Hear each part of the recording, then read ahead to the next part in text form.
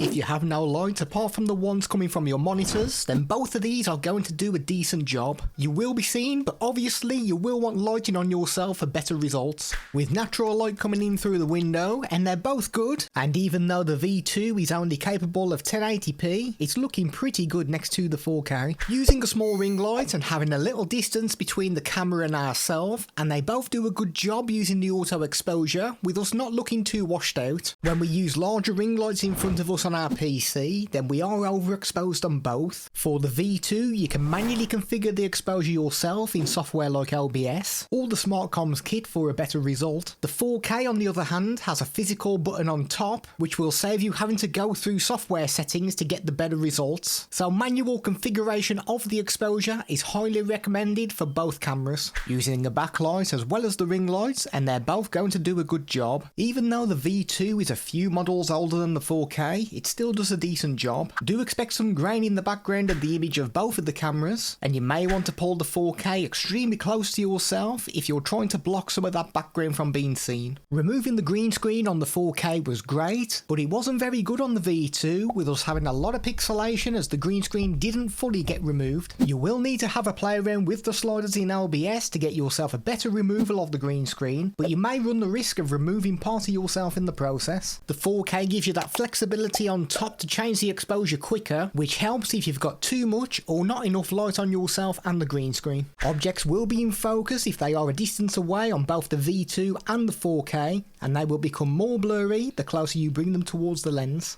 But as the 4K does come with a manual focus lens, then you can adjust this, and it will allow you to change the depth of field so close-up objects can be in focus and it looks very good. The 4K comes with a huge 95-degree field of view, and this can't be changed, so a lot of your background will be on display. The V2 has a much more narrow 77 degrees, so less of your environment will be shown on camera. The 4K webcam can be dropped from 4K down to 1080p, and it will give you an unusual 40 frames per second, but it will allow the movement to be much more fluent compared to the 4K, and when we put the two modes side by side, you will notice the jerky movement on the 4K, with the 1080 looking much smoother. And to get the best performance from the microphones, then you will need to install the SmartComms kit. This software allows you to remove background noise and turn off the microphone when you're not speaking. This is a microphone test using the Creative Livecam Sync V2. Nothing is enabled in the SmartComms kit, so this is the raw audio you can expect from the inbuilt microphones. This is what the microphone sounds like on the V2 with the noise clean out enabled in the SmartComms kit.